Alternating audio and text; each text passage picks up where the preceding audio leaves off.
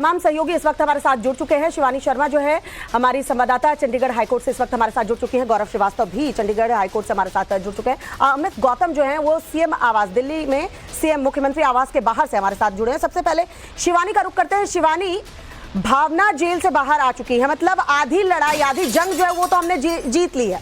आज फिर से भावना मौजूद रहेंगी और आज हमारे कैमरा पर्सन मृत्युंजय और आज परमिंदर की भी जो है वो पेशी होगी एक तरीके से जमानत पर। कितने बजे सुनवाई होगी, क्या कुछ जानकारी? देखिए, इस वक्त हम चंडीगढ़ में पंजाब और हरियाणा हाईकोर्ट के बाहर मौजूद हैं और जब भी ये सुनवाई शुरू होने वाली है तब हम लगातार सारी अपडेट्स देंगे। और जहां तक बात जीत की है, जीत हमेशा सत्य की होती है और यहां पर भी हमने देखा कि शनिवार को हाईकोर्ट ने कैसे लताड़ा है अपनी जो टिप्पणियां दी हैं। उन्होंने जब भावना को इंटरिम बेल दी उसके बाद कुछ कॉमेंट्स दिए, तल्ख टिप्पणियां दी हैं, सरकार पर सवाल उठाए हैं।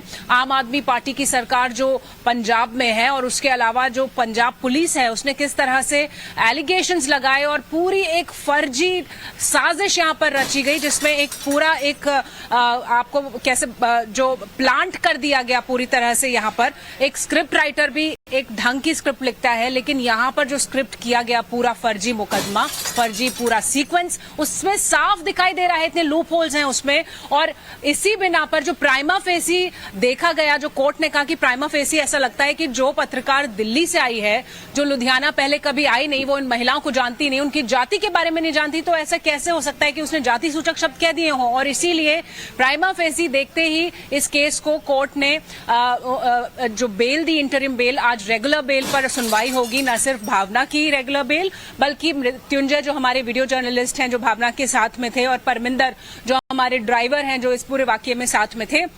और जो नाराजगी है वो सिर्फ राजनीतिक दलों की नहीं है, पूरा देश जवाब मांग रहा है अरविंद केजरीवाल से, आम आदमी पार्टी की पंजाब सरकार से और पंजाब पुलिस से भी कि किस तरह से एक पत्रकार को खबर दिखाने के लिए, ईमानदारी से अपना काम करने के लिए, निर्भीकता से अपना काम करने के लिए जेल में डाल दिया गया और वो भी फर्जी मुकदमा बनाकर जो एकदम और देश के सामने सच्चाई सामने आ चुकी है। शिवानी, हम तो यही कहेंगे कि सत्य परेशान हो सकता है, पराजित नहीं। टाइम्स नाउ नवभारत, जब से हमने शीश महल दिखाया है, एक्सपोज किया है अरविंद केजरीवाल को, तब से हम इस लाइन पर, इस स्टैंड पर खड़े हैं कि सत्य परेशान हो सकता है, पराजित नहीं। आधी जंग हमने जीत ली है और आज हो सकता है पूरी जंग भी हम जीत जाएं, लेकिन सवाल खड़े होते हैं अरविंद केजरीवाल से।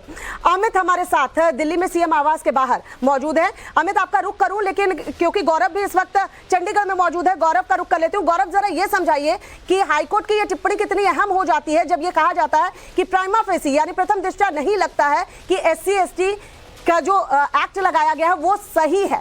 ये तो आपके मुंह पर एक तमाचा है।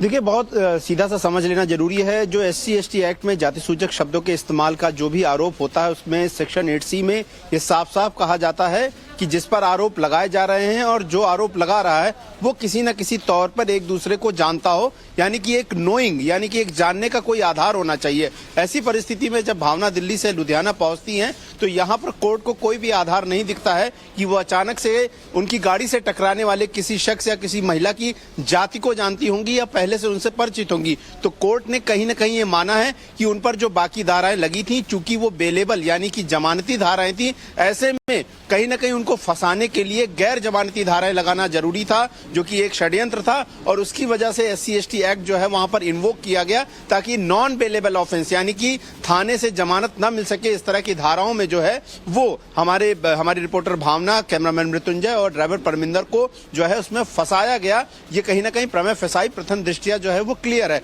अब महत्वपूर्ण ये है, हमने देखा कि किस तरीके से खुद चीफ जस्टिस की जो बेंच है चंडीगढ़ हाईकोर्ट की, उन्होंने अर्जेंट हियरिंग की इस पूरे मामले में और कहीं ना कहीं जो केस का एक निचोड़ होता है जिससे साबित होता है कि कहीं ना कहीं एक राजनीतिक दुर्भावना से प्रेरित होकर एक FIR जो है वो लगाई गई, बनाई गई, वो कहीं ना कहीं साफ है। और इसी आधार पर जो हमारे वकील है जो कि भावना, मृत्युंजय और परमिंदर का पक्ष रखेंगे, इसी आधार को बढ़ाएंगे, क्योंकि जो बेसिक फैक्ट होता है SC/ST एक्ट का वो कहीं ना कहीं वो पूरा नहीं करता पात्रता, वो अर्हताएं जो हैं वो पूरी नहीं करती है केस, और कहीं ना कहीं ये फर्जी एफआईआर दिखाई देती है। इसी को लेकर जो है आज सबसे ज्यादा दलीलें होंगी। लेकिन महत्वपूर्ण यह है क्योंकि हमें हमारे तीनों साथियों के लिए नियमित जमानत चाहिए और नियमित जमानत ही उनकी सबसे बड़ी रिहाई होगी। हालांकि भावना जो है वो अंतरिम जमानत पर बाहर है, लेकिन सबसे बड़ी राहत की सांस तभी होगी जब नियमित जमानत हो सके और वो लोग फ्रीली अपना काम हो सके। और उसके बाद दूसरा स्टेप ये जमानत जो है वो भी हमारे सहयोगियों को मिल जाएगी। हालांकि भावना तो बाहर आ चुकी है, लेकिन मृत्युंजय और परमिंदर अभी भी भीतर है। इसलिए हम कह रहे हैं कि जंग हमने आधी जीती है, पूरी जंग भी हम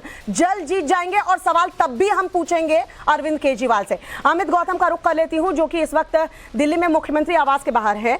अमित, कुछ भी बोले अरविंद केजरीवाल, शीश महल का दरवाजा तो हमारे लिए नहीं खोला, हमने अंदर की तस्वीरें दिखा दी। अब जिस तरीके से ट्वीट किया आम आदमी पार्टी के तमाम नेताओं ने, जो हादसा हुआ, जो कुछ भी हुआ पंजाब में उसको लेकर, और आज जब हाईकोर्ट की लताड़ लगी है उसके बाद इन लोगों की चुप्पी खुली है क्या, टूटी है?